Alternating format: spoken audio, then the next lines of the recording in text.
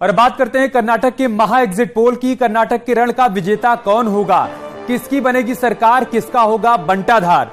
News 18 UP Uttarakhand पर आने वाला है कर्नाटक का महा एग्जिट पोल।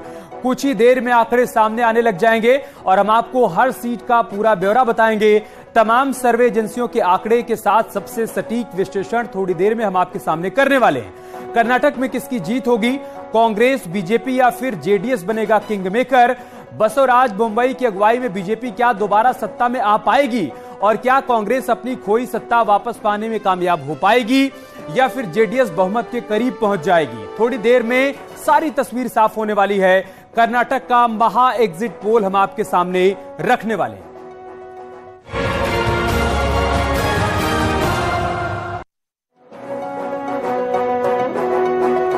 शुरुआत करते हैं बड़ी खबर के साथ। कर्नाटक चुनाव की 10 बड़ी बातें आपको सबसे पहले बता देते हैं। 224 सीटों के लिए वोटिंग समाप्त हो गई है। कर्नाटक में शाम 5 बजे तक 65.69% मतदान हुआ है। वोटिंग का फाइनल आंकड़ा आना अभी बाकी है। 2018 के मुकाबले ज्यादा वोटिंग की उम्मीद जताई जा रही है। कुछ देर बाद फाइनल आंकड़े सामने आ जाएंगे। कांग्रेस 130-135 सीटें जीतेगी, ये कहना है कांग्रेस पार्टी के राष्ट्रीय अध्यक्ष मल्लिकार्जुन खड़गे का। रिकॉर्ड अंतर से भारतीय जनता पार्टी की जीत होगी, ये कहना है सीएम बोम्मई का। बीजेपी पूर्ण बहुमत की सरकार बनाएगी, येदियुरप्पा की तरफ से बयान सामने आया है। सभी पार्टियों के जीत के अपने अपने दावे हैं। 13 मई को असल नतीजे सामने आएंगे। लेकिन अब जबकि वोटिंग समाप्त हो गई है तो एग्जिट पोल क्या कहता है वो जानना बहुत जरूरी हो जाता है। 224 सीटों के लिए मतदान संपन्न हो गया है। 65% से ज्यादा वोटिंग हुई है शाम 5 बजे तक। 2018 की बात करें तो 72% से ज्यादा वोटिंग हुई थी। चूंकि शाम 5 बजे तक ही 65% से ज्यादा वोटिंग हो गई है, ऐसे में अनुमान लगाया जा रहा है कि इस बार वोटिंग परसेंटेज पिछले बार के मुकाबले ज्यादा होगा। और इन सब के बीच सभी पार्टियों के अपने अपने दावे हैं। जहां एक तरफ भारतीय जनता पार्टी की तरफ से दावा किया जा रहा है कि एक बार फिर से पूर्ण बहुमत की सरकार भारतीय जनता पार्टी की बनेगी, तो दूसरी तरफ कांग्रेस पार्टी सत्ता परिवर्तन की बात कह रही है। उसका यह कहना है कि हम जिन मुद्दों को लेकर जनता के बीच गए हैं उन मुद्दों पर जनता ने अपनी मुहर लगाई है। आज सभी प्रत्याशियों की किस्मत ईवीएम में कैद हो गई है। 13 मई को जब नतीजे आएंगे तो कांग्रेस पार्टी की जीत होगी, यह दावा है मल्लिकार्जुन खड़गे का।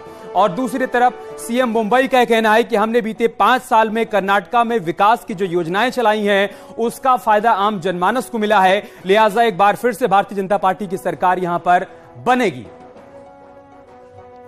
और भारतीय जनता पार्टी से आलोक अवस्थी जी इस वक्त हमारे साथ जुड़ चुके हैं। हम सीधा उन्हीं से चर्चा की शुरुआत करते हैं। आलोक अवस्थी जी, तमाम दावे हुए, तमाम वादे हुए और जनता ने आज फाइनल मुहर लगा दी है। ईवीएम में किस्मत कैद हो गई है तमाम प्रत्याशियों की। 13 मई को असल नतीजे आएंगे, लेकिन दावे अभी भी आपकी तरफ से भी किए जा रहे हैं और कांग्रेस की तरफ से भी किए जा रहे हैं अपनी जीत के। आपके दावों का आधार क्या है आज जबकि वोटिंग संपन्न हो गई है, वो आप दर्शकों के सामने रखिए। अमित जी, भारतीय जनता पार्टी की जो डबल इंजन की सरकार है, आप देखेंगे कि जहां जहां चुनाव हुए, यूपी में चुनाव हुए, हमारी सरकार पलट करके आई, जब कभी भी पलट के नहीं आती। लगातार गुजरात में हम सरकार बराबर बदल के आ रहे हैं, एक साथ आ रहे हैं। कर्नाटक में भी, जो कि इस समय देश की उन्नति में सबसे बड़ा योगदान दे रहा है। आज भारतीय जनता पार्टी की बनाई हुई नीतियों के आधार के ऊपर कर्नाटक व्यक्ति आज सबसे अच्छे देश के अंदर। कर्नाटक की जो है जीडीपी जो है देश की जीडीपी, इसका कारण सबसे बड़ी बात है कि वहां की सरकार ईमानदारी से मोदी जी की नीतियों के आधार पर वहां पे कार्रवाई करती रही है। और हर 1999 से लेकर के अभी तक हर वोट चुनाव में हमारा वोट प्रतिशत बढ़कर के कर्नाटक में आया है। ये लगातार देख सकते हैं आप। एक 2013 का चुनाव, उसमें अपवाद है जब येदियुरप्पा जी हमको छोड़कर चले गए थे तो हमारे में गिरावट आई थी, लेकिन लगातार आप देखेंगे तो वोट प्रतिशत कर्नाटक में बीजेपी का हर चुनाव में बढ़ता आया है। और हमें पूर्ण विश्वास है कि जिस तरीके से गरीब कल्याण की योजनाएं धरती पे उतर रही हैं और कर्नाटक उसमें एक लीडिंग राज्य है, वहां पर भारतीय जनता पार्टी के सुशासन की वजह से हम दोबारा सत्ता में आएंगे। आलोक जी, पिछली बार आप सबसे बड़ी पार्टी थे लेकिन वोटिंग परसेंटेज आपका कांग्रेस से कम था। कांग्रेस को 38% वोट मिले थे और आपको 36% वोट मिले थे। हाँ, मैंने कहा कि भारतीय जनता पार्टी अपने जो उसको वोट प्रतिशत मिल रहा है उससे वह हर चुनाव में बढ़ के चुनाव में आ रही है। आप देखिए हमारे पिछले मेरे पास आंकड़ा है, अगर आप कहेंगे तो मैं बता देता हूं आपको, मुझे अनुमति अगर आपने, तो हम वोट प्रतिशत बढ़ा रहे हैं। तो जब हम वोट प्रतिशत बढ़ाएंगे तो सरकार में निश्चित रूप से हम आएंगे। हम एंटी इनकम्बेंसी के शिकार नहीं होंगे। हम इस बार प्रो इनकम्बेंसी हमारी रहेगी, क्योंकि सरकार की योजनाएं जो हैं जनता के बीच में है और हमारा नेतृत्व एक बेदाग नेतृत्व है, इसका फायदा हमें मिलेगा। आलोक जी, 2018 में भी आपकी तरफ से यही दावे किए जा रहे थे, लेकिन जब फाइनल नतीजे आए तो पूर्ण बहुमत किसी भी पार्टी को नहीं मिला। इस बार आपको ऐसा लग रहा है कि भारतीय जनता पार्टी पूर्ण बहुमत के साथ सरकार बनाएगी, या फिर आपको लग रहा है कि जेडीएस की भी कोई भूमिका होगी इसमें? देखिए, जेडीएस की वहां पर कोई भूमिका नहीं रही है। ज्यादातर वह किसी न किसी पार्टी के साथ बाद में जुड़ती है, चाहे वो कांग्रेस के साथ जुड़े, चाहे वो भारतीय जनता पार्टी से जुड़े। लेकिन हमारा एजेंडा वहां पे हमेशा से विकास का रहा है और कांग्रेस का एजेंडा भ्रष्टाचार का रहा है। हमारा एजेंडा गरीब कल्याण का रहा है और कांग्रेस का गरीब को लूटने का रहा है। कांग्रेस पीएफआई जैसी देशद्रोही संस्था को बजरंग दल के बराबर मानती है और इस तरह की बात करके वो पीएफआई को और मुस्लिम आरक्षण को वहां पर बजरंग दल और बजरंग बली पर आएंगे, लेकिन उससे पहले एग्जिट पोल की पहली तस्वीर सामने आ गई है, वो दर्शकों को बता देते हैं। टीवी9 की तरफ से एग्जिट पोल की पहली तस्वीर रखी गई है। ये देखिए आप, भारतीय जनता पार्टी 88 से 98 सीट के आसपास रहने वाली है। यह है टीवी9 की तरफ से जो सर्वे किया गया था उसकी पहली तस्वीर। मतलब बहुमत के आंकड़े से भारतीय जनता पार्टी दूर है और कांग्रेस पार्टी 99 सीट से लेकर 109 सीट के बीच में रहेगी। मतलब यह कि कांग्रेस पार्टी भी बहुमत के आंकड़े से दूर है। टीवी9 का एग्जिट पोल फिलहाल यह बता रहा है कि भारतीय जनता पार्टी और कांग्रेस दोनों ही पार्टियां बहुमत के आंकड़े से दूर रहेंगी। जेडीएस एक बार फिर से प्रमुख भूमिका में होगी। इस एग्जिट पोल के मुताबिक 21 से 26 सीटों के आसपास जेडीएस रह सकती है। ऐसे में 2018 की तरह एक बार फिर से जेडीएस किंग मेकर के रूप में उभर कर सामने आ सकती है।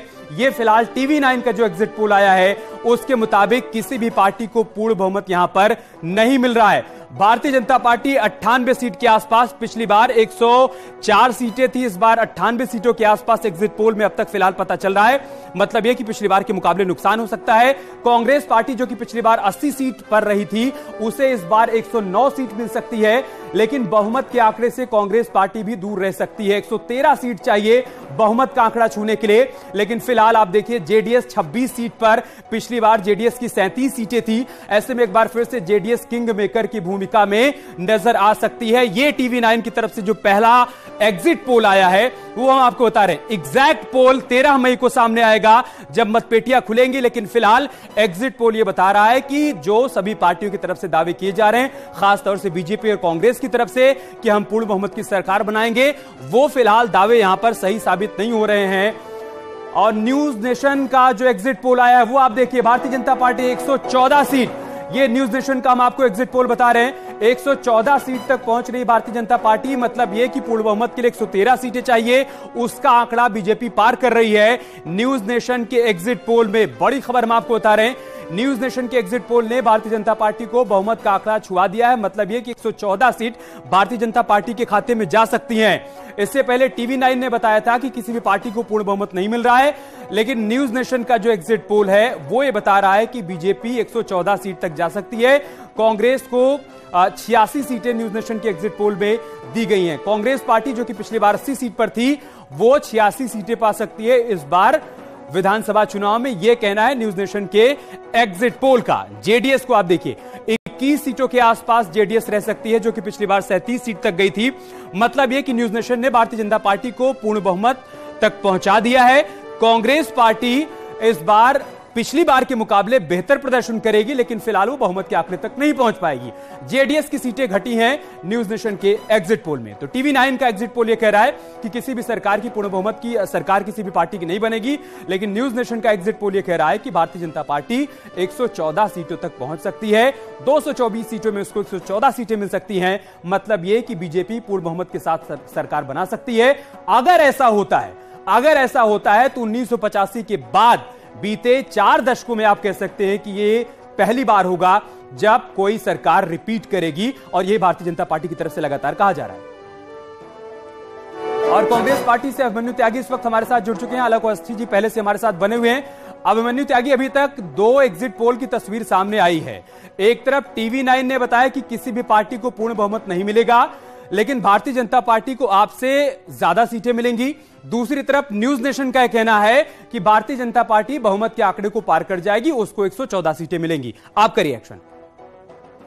शुक्ला जी, आपको और पैनल में मौजूद सभी लोगों को नमस्कार, जय हिंद, वंदे मातरम। जी देखिए, ये जो अभी आपने बताया शुक्ला जी, ये एग्जिट पोल है। एग्जिट पोल क्या है? वो जनता ने कर दिया, जनता ने वोट कर दिया। 40% कमीशन के खिलाफ वोटिंग हुई है, भ्रष्टाचार के खिलाफ वोटिंग हुई है। सरकार इन लोगों ने गिराई, धन बल के सहारे सत्ता का दुरुपयोग कर इन लोगों ने सरकार गिराई। सब लोग जानते हैं किस तरह से भ्रष्टाचार का आलम लगातार बढ़ा। और खुद मोदी जी की जिस तरह से वहां भाषा देखने को मिली, जनता खुद हताश हो चुकी है। नौकरियां घट गई हैं, लोगों को चुनौती मिल रही है चारों ओर। बढ़ती महंगाई के लिए सरकार के पास कोई नीति नहीं है, बेरोजगारी लगातार बढ़ती गई है, सरकार के पास कोई प्लान नहीं। 80 करोड़ लोगों को जो मुफ्त राशन पूरे देश भर में मिल रहा है, उसके लिए कि ये कैसे 40 करोड़ पे पहुंचेगा, कैसे 30 करोड़ लोगों पे पहुंचेगा, कैसे घटेगा, कैसे लोग गरीबी रेखा से ऊपर आएंगे। सरकार के पास कोई नीति नहीं है। उन नीतियों के खिलाफ, सरकार की जन विरोधी नीति के खिलाफ वोट पड़ चुके हैं। कांग्रेस पार्टी की पूर्ण बहुमत की सरकार आने वाली है। 150 से प्लस सीट हम लेने जा रहे हैं। कांग्रेस की सरकार कर्नाटक राज्य में बनने जा रही है। ठीक है, तो 40% कमीशन पर ही रहते ना अभिमन्यु त्यागी जी, आप महंगाई बेरोजगारी पर ही रहते ना, आप तो बजरंग दल और पीएफआई पर चले गए। मैं आऊंगा आपके पास, लेकिन आलोक अवस्थी जी देखिए, अभी तक दो तस्वीर सामने आई, एक TV9 की, एक न्यूज नेशन की। TV9 का एग्जिट पोल ये बता रहा है कि कांग्रेस पार्टी भारतीय जनता पार्टी से बड़ी पार्टी बनेगी, उसको 99 से लेकर 109 सीटें मिल सकती हैं और बीजेपी 88 से 98 के बीच में रह सकती है। लेकिन न्यूज नेशन का एग्जिट पोल ये कह रहा है कि आप पूर्ण बहुमत के आंकड़े को पार कर रहे हैं। आपका रिएक्शन? अमित जी, सुशासन पर मोहर लगाएगी भारत की जनता, और कर्नाटक की जनता तो बहुत ही जो है इस बात को देखती आ रही है। कर्नाटक में शुरू से कांग्रेस ने लिंगायत समाज का अपमान किया है। इंदिरा गांधी जी ने निजलिंगप्पा जी का अपमान किया था, और राजीव गांधी जी ने वीरेंद्र पाटिल जी का अपमान किया था, जो कि एक बड़े समुदाय से, लिंगायत से आते थे। और भारतीय जनता पार्टी ने येदियुरप्पा जी को वहां पे मुख्यमंत्री बनाया, बोम्मई जी को मुख्यमंत्री बनाया, जो कि लिंगायत समाज से आता है। ये एक वहां का बड़ा मुद्दा है। दूसरा, हमने कहा है कांग्रेस हर चुनाव में अपनी गारंटी लेकर के आती है। राहुल गांधी और प्रियंका वाड्रा के नेतृत्व में वो एक गारंटी लेकर चलती है जिसको जनता नकार देती है। गुजरात ने भी नकारा, मणिपुर, त्रिपुरा, नागालैंड और मेघालय ने भी नकारा है। वो गारंटी कर्नाटक में भी लेके गए कि हम गारंटी देते हैं कुछ योजनाओं की। उनकी गारंटी की योजनाएं अगर आप देखेंगे, उसका बजट देखेंगे, तो कर्नाटक के कुल बजट से उनकी गारंटी का बजट ज्यादा हो जाता है। तो बाकी योजनाएं कैसे चलेंगी, कर्नाटक की तनख्वाह कैसे बटेगी, वहां पे पुलिस से रिफॉर्म कैसे होगा, वहां पर किसानों को कैसे उनका योगदान मिलेगा, कैसे तनख्वाह बटेगी, इसका कहा कहीं कोई प्रमाण नहीं। यानी कि झूठ का एक पुलंदा कांग्रेस अपने जो घोषणा पत्र और गारंटी के रूप में जनता के बीच में ले गई है। तो जनता हमेशा से जैसे कांग्रेस को हर प्रदेश में नकार देती है, इस बार भी जो उनको नकारेगी, क्योंकि वो बिना तथ्यों के आधार पे, बिना राज्य की आय देखे हुए कुछ भी उटपटांग घोषणा कर रहे हैं। जबकि देश जो है विश्वसनीयता के आधार पर वोट करता है, और उसके बीच में विश्वसनीय नेता जो है हमारे, वहां पे बोम्मई साहब हैं, और वहां पे DK शिव कुमार जी के ऊपर कितने आरोप लगे हैं गंभीर रूप से, आर्थिक अपराध के, तमाम नोट बांटने के आरोप उन पर लगे हैं, किस तरह से ED और CBI ने उनकी करोड़ों रुपए की संपत्तियों को जब्त किया है, ये सबके सामने है। ठीक है, अभिमन्यु त्यागी, विश्वसनीयता पर वोट पड़ा है भारतीय जनता पार्टी को, प्रधानमंत्री मोदी की जो विश्वसनीयता है उस पर वोट पड़ा है, जबकि DK शिव कुमार अपनी विश्वसनीयता खो बैठे हैं, ये कहना है आलोक अवस्थी का। देखिए, अवस्थी जी तो हमारे भाई हैं, और ये जिसलिए इनको बिठाया इनकी मजबूरी भी है, समझा जा सकता है। लेकिन जहां विश्वसनीयता की बात है, आदरणीय प्रधानमंत्री जी ने खुद ने वादा किया था कि 15 लाख रुपए खाते में पहुंचाएंगे। बाद में खुद कह दिया जुमला है। इन लोगों ने वादा किया था 35 रुपए लीटर पेट्रोल मिलेगा, बाद में कह दिया जुमला है। इन लोगों ने ऐसा कौन सा वादा है जो नहीं किया? वो कहते हैं राम राज्य लेकर आएंगे। और सबसे ज्यादा जो लड़कियां गायब हैं, वो सबसे ज्यादा NDRC का आंकड़ा है, लेटेस्ट आंकड़ा है, गुजरात में सबसे ज्यादा लड़कियां गायब है घरों से। ये राम राज्य है क्या इनका कि पुलिस अभिरक्षा में मर्डर हो जाते हैं? ये राम राज्य है क्या इनका कि पुलिस त्यागी जी कोर्ट में, आप देखिए किस तरह त्यागी जी सतही बातें नहीं करते। मैं कह रहा हूं 2018 में आप ये सारे मुद्दे उठा चुके हैं, जो आप 15 लाख की बात कर रहे हैं, जो आप पेट्रोल डीजल की बात कर रहे हैं, उसके बावजूद जनता ने आपको नकार दिया था। इस बार अगर आप ये दावे कर रहे हैं कि आप पूर्ण बहुमत की सरकार बना रहे हैं, तो उन दावों के पीछे का आधार क्या है, ठोस आधार क्या है, वो भी तो आपको बताना होगा ना। आधार यह है कि कांग्रेस पार्टी ने कभी भी झूठ नहीं बोला, इनकी तरह काम किया है। जब देश आजाद हुआ तो ये देश नंगे पांव था। एम्स, IIT जैसे संस्थान से लेकर इस देश को आज जहां स्टेबल खड़ा हुआ है, वो कांग्रेस पार्टी की नीतियों की वजह से। ये क्या लेकर आए? नोटबंदी लेकर आए, वो फ्लॉप हो गई। गलत तरह से GST लागू करी, वो फ्लॉप हो गई। स्मार्ट सिटी योजना लेकर आए, वो फ्लॉप हो गई। इनकी ऐसी कोई भी योजना जो ये अपनी तरफ से लेकर आए, अगर वो फ्लॉप ना हुई हो तो आप आलोक जी, कांग्रेस पार्टी ने 5 वादे किए, उन 5 वादों पर कांग्रेस पार्टी खरी उतरेगी। 224 जो विधानसभा प्रत्याशी है उन लोगों से शपथ पत्र लिया गया है कि जो उनके द्वारा, जो कांग्रेस पार्टी द्वारा वादे किए गए हैं उनको पूर्ण तौर पर निभाया जाएगा। और हमेशा देखने में आया गया है कि जहां जहां भारतीय जनता पार्टी ने जो जो वादे देश में किए, इन्होंने कहा 3.5 लाख करोड़ रुपए स्विस खातों में जमा हुए, ब्लैक मनी है। अब तो ब्लैक मनी उल्टा ज्यादा बढ़ गई। हिडनबर्ग की रिपोर्ट है, अडानी तक का पैसा बाहर विदेश तक में जमा। ठीक है, लेकिन ये सरकार की काम पे जू नहीं रहेंगी। जवाब लेते हैं आलोक अवस्थी जी। अमित जी सीधी सी बात है कि कांग्रेस देश में पीएफआई को क्यों बढ़ावा देना चाहती है।